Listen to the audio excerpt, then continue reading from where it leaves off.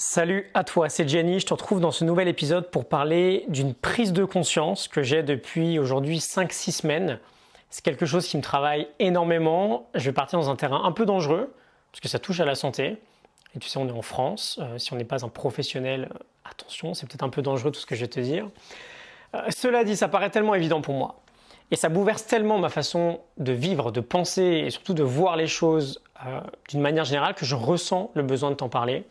Tu l'as vu dans le titre, c'est l'idée de renforcer sa santé, son corps, son énergie d'un point de vue global, d'un point de vue général. Je ne sais pas si tu me connais, je travaille sur la notion globale d'optimisation de sa vie pour toujours grandir et évoluer vers une meilleure version de soi-même, pour aller chercher ce qu'on peut trouver vers un potentiel inexploité. Forcément, sur cette question-là, l'énergie prend une place primordiale. Sans énergie, c'est impossible de se lever chaque matin et d'avoir la force d'aller avancer vers sa propre vie.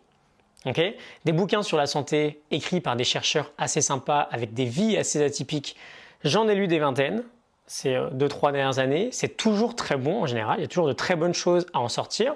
D'ailleurs, j'ai des notes sur tous ces livres sur le site, tu peux les télécharger gratuitement. Mais il n'y avait rien eu jusqu'ici qui m'avait provoqué une sorte de changement d'état d'esprit énorme.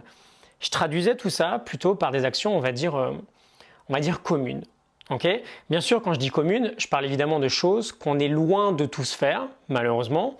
D'ailleurs, quand j'avais quitté mon travail dans le consulting, l'une des raisons principales était qu'en me déchargeant d'horaires quotidiennes, je pourrais moi-même expérimenter sur ma propre santé pour vraiment me reprendre en main de moi-même, un peu comme je le voulais finalement. Si je voulais faire des siestes chaque jour, je pouvais. Si je voulais tester de nouvelles heures de repas ou me faire moi-même à manger chaque midi, je pouvais, etc., etc. Et donc bref, je sais que sur cette question-là, de l'énergie, de la santé, je suis malgré tout à un niveau plutôt avancé par rapport à la moyenne. Je travaille chaque jour sur l'optimisation de mon sommeil, sur ce que je mets dans mon corps, sur à quel point je bouge au quotidien. Tout ça, c'est loin malheureusement d'être la normale. Je sais aussi, en revanche, quand je dis par rapport à la moyenne, que cette moyenne ne veut absolument rien dire. Je te répète cette phrase de Krishnamurti que j'adore, que je me répète chaque jour parce qu'elle est un peu le credo de tout ce que je fais, et d'ailleurs qui est une phrase, une citation qui ne concerne pas seulement le point de vue de la santé. En français, ça donne quelque chose comme « Ce n'est pas un signe de bonne santé que d'être bien adapté à une société profondément malade. Ce n'est pas un signe de bonne santé que d'être bien adapté ou bien ajusté à une société profondément malade. » Et ces mots ont une importance primordiale à mes yeux, parce que si on regarde la société occidentale aujourd'hui, on est plutôt en moyenne assez malheureux, les gens sont dans la rue, on est surtout en très mauvaise santé, on a complètement accepté aujourd'hui, c'est dingue, l'idée de mourir d'un cancer. Tôt ou tard dans notre vie, c'est devenu une fatalité. La mauvaise santé est devenue une fatalité. Et donc, ce n'est pas si compliqué, en tout cas pour moi, c'est même très clair, que si on veut améliorer notre santé, il faut sortir de la normalité actuelle. Il faut simplement faire des choses différentes. Et voilà, dans un premier temps, ça se traduit naturellement par réduire le stress chronique. Et parfois, c'est très très compliqué. Ça demande un vrai travail sur soi, sur la perception des choses, sur l'acceptation des choses. Parfois même, ça demande un changement de travail, donc un changement de vie. Et dans un second temps, ça se traduit par revoir complètement notre mode de vie. On dort 30% de moins qu'il y a 100-150 ans, c'est pas une bonne idée. On bouffe de la merde, c'est pas une bonne idée. Deux versions différentes d'ailleurs. Soit on mange très très mal, mais parce qu'on n'a pas d'argent, ou parce qu'on pense qu'il faut beaucoup d'argent pour bien manger. Soit on pense très bien manger, mais comme on est en France, on s'en fout si c'est pas hyper sain, parce qu'on est dans le pays du plaisir, et on doit savoir se faire plaisir. Bref, et on est plutôt sédentaire aujourd'hui. Ça, je te l'ai dit, ça peut sembler déjà un chantier énorme, et je pense finalement que ça l'est. Mais si on chipote, on reste dans une sorte de normalité. Un peu extrême, un peu poussée, mais toujours une normalité. Et moi, ce sur quoi j'aimerais mettre l'accent aujourd'hui, c'est plutôt l'idée de passer en mode Krishnamurti et d'arrêter de penser à la normalité, de penser à quelque chose de bien plus iconoclaste, de vouloir casser les icônes, de faire tout simplement les choses complètement différemment. Et du coup, il y a une constante dans tout ce qu'on a vu, jusqu'ici, qui ne va pas. Cette constante, c'est le confort. On l'aime ce confort aujourd'hui. Et c'est normal, on l'aime parce que naturellement, pas besoin d'être un génie pour comprendre ça, il est confortable, il est réconfortant. Et quand on n'est pas déjà hyper heureux dans notre quotidien, dans ce qu'on fait dans la vie, quitter ce confort, c'est pas envisageable. Et ça, je le comprends parfaitement. Cela dit, à un moment ou à un autre, va juste falloir faire les choses différemment si on veut évoluer et pas connaître le même sort que tout le monde. Et donc la constante de cette évolution, elle se traduit par quoi? Par de l'inconfort. Mais pas un inconfort que je traduirais de simple, même si j'ai conscience que c'est déjà une montagne pour certains, un inconfort du style de se faire à manger tous les jours, d'arrêter de rester scotché à nos écrans le soir jusqu'à minuit, 2 actions qui évidemment vont avoir une influence dingue sur ta santé dès maintenant, parce que tu vas bien mieux manger et bien mieux dormir. Je parle finalement d'un inconfort qui serait physique. Et je parle, c'était une longue intro, je voulais juste bien clarifier le pourquoi du comment je te parle de tout ça. Je parle finalement d'instaurer dans notre vie des moments de stress délibéré. Je parle de sortir nous-mêmes de ce confort de vie sur des toutes petites périodes. À l'échelle d'une journée, ça peut représenter, c'est infime, quelques minutes. Mais je parle de l'idée de s'imposer un stress, mais un stress qui sera sain pour nous. Pas un stress chronique qui nous bouffe la vie et qui nous donne le cancer. Je te parle de cette idée de stress, tu me vois peut-être venir si tu m'as un peu suivi récemment, en me basant sur l'expérience actuelle que j'ai avec le froid. Okay, je n'ai pas simplement commencé les douches froides il y a 1 mois et demi, je suis déjà allé beaucoup plus loin dans ma petite aventure. J'ai participé hier à un séminaire qui s'est terminé par un bain de glace de 2-3 minutes dans une eau à 0,2 degrés. Je ne vais pas te dire de prendre des bains de glace, je vais juste te parler en fait d'une évidence sur l'idée de stresser notre corps proprement et périodiquement. Et petite parenthèse, encore une fois, je sais que j'en suis qu'au début de toutes ces prises de conscience, je te les partage en état. Après 5-6 semaines de travail. L'idée, en essayant d'utiliser des mots simples, c'est juste de faire évoluer son corps en le challengeant, si possible d'une façon qui est assez proche de ses propres limites. On en parlait récemment, notre corps est antifragile, c'est-à-dire que dans l'adversité, il se renforce. Et ça, on le sait très bien d'ailleurs avec la musculation, on va challenger un muscle, et on va le faire grandir parce qu'il va s'adapter. Il sait qu'il va devoir se renforcer s'il veut à nouveau supporter le même type de charge la fois suivante. Mais cette idée d'antifragilité, on l'utilise finalement que sur la musculation, que avec nos muscles, pas avec nos propres réponses immunitaires. Et ça, je pense que c'est dommage. Parce que ce qu'on veut finalement, c'est améliorer notre santé, notre énergie d'un point de vue global. Et donc, on pourrait mettre en application cette loi qui est valable pour la musculation, mais qui est aussi valable pour tout le reste, qui est la loi de l'hormèse.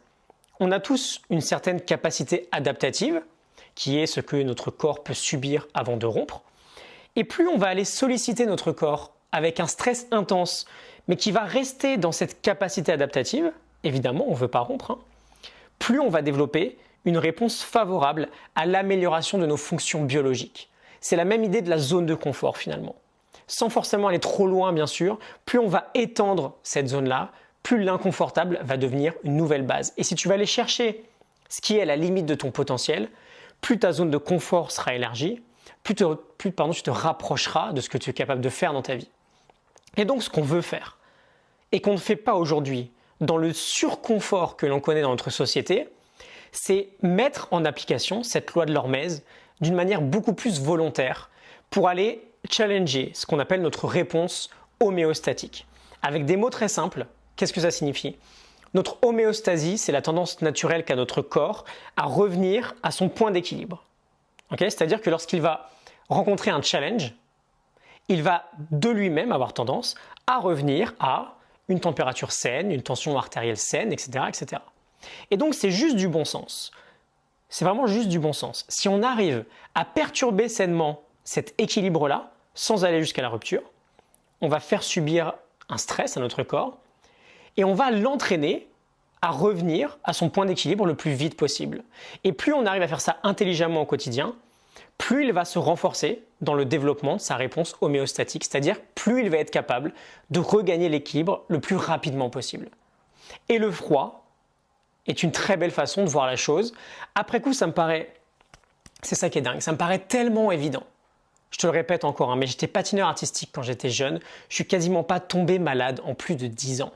Et depuis que j'ai arrêté de m'exposer au froid, j'ai au contraire eu tendance à être très souvent malade. Et bien sûr, le stress chronique lié à mon ancien boulot y était pour beaucoup, j'en suis convaincu. Mais ce changement d'environnement, de température n'était pas anodin. Et donc voilà, j'en arrive finalement là où je voulais en venir. Je vais expérimenter en profondeur 3 3 manières différentes d'aller challenger mon corps aujourd'hui, et ce dans les prochains mois et peut-être dans les prochaines années. Ces 3 moyens sont une exposition au froid volontaire, de par la douche froide, de par les bains glacés. J'ai rompu une immense barrière hier au sujet des bains glacés. J'ai pu tenir 3 bonnes minutes dans un bain à 0,2 degrés. Je te mets une petite photo sur l'écran si jamais tu m'écoutes en podcast, tu pourras aller la voir sur les réseaux aussi. Mais c'est pas si difficile que ça. Ensuite, donc le froid. Ensuite, l'entraînement physique à très haute intensité, avec des séances très courtes mais très intenses. Et enfin, et je pense que ça va être finalement le plus important, et je suis convaincu que c'est là que je vais trouver le plus de vertu, le jeûne. Et d'ailleurs, je vais commencer avec un premier challenge d'1 jour de jeûne par semaine à partir de cette semaine. Ok ? T'inquiète pas, je vais faire ça bien, j'y vais pas à l'arrache. Mais voilà, je suis convaincu que je vais y trouver une manière très saine de créer ce stress volontaire, tout en profitant des vertus très logiques de juste laisser les clés de la maison à mon corps, de lui faire confiance dans l'idée que, voilà, ok, pendant 24 heures, tu gères. Tu élimines ce que tu veux, tu traites un peu les déchets de la manière dont tu veux. Je ne vais pas te rajouter du travail supplémentaire. Je ne vais pas te rajouter du travail de digestion par-dessus tout ce que tu es en train de faire chaque jour pour me maintenir en bonne santé. Je vais juste te laisser travailler. Et donc voilà, finalement, c'est les 3 points sur lesquels je vais vraiment expérimenter dans l'optique vraiment de faire passer ma santé au niveau supérieur. Le froid, le jeûne et l'entraînement physique à haute intensité. Ce sont des réflexions que je ne suis absolument pas le seul à avoir, évidemment. C'est juste que, voilà, moi je te dis chaque jour qu'il n'y a qu'une seule chose qui compte. C'est pas ce que tu penses, mais c'est ce que tu fais. Donc je vais du coup naturellement passer à l'action sur toutes ces idées-là. Okay, et je te tiendrai informé bien sûr du voyage, on en reparlera forcément prochainement. Et sinon, juste avant de te laisser, j'ai pas mal de choses dans les tuyaux pour les semaines à venir. On va parler de créativité, on va parler de responsabilité, de routine quotidienne et de confiance en soi. Okay, cette semaine, je te mettrai d'autres épisodes sur des fiches, des fiches de lecture, des fiches vidéo. Donc, du coup, abonne-toi si jamais ce n'est pas déjà fait, si tu me découvres aujourd'hui. Si tu veux voir un peu mon travail, j'ai plus de 350 contenus, ça peut te donner une petite idée. Et d'ailleurs, j'envoie un mail par jour, un mail chaque matin à 8h30 pour t'aider à optimiser ta vie et à actualiser ton potentiel au quotidien. Tu peux t'inscrire avec le lien qui est dans la bio. Je t'enverrai par la même occasion l'intégralité de mes morning notes, toutes les fiches résumées que je rédige après chaque lecture. Voilà, à très bientôt pour la suite. Ça me fait un peu bizarre de ne plus te dire juste à demain, mais je vais m'y faire. J'espère que ça t'a parlé, que ça t'a inspiré. Excellente journée à toi. Pense à réfléchir à tout ça, à ces idées de challenger sainement son corps pour le renforcer. Excellente journée à toi, à très vite, salut.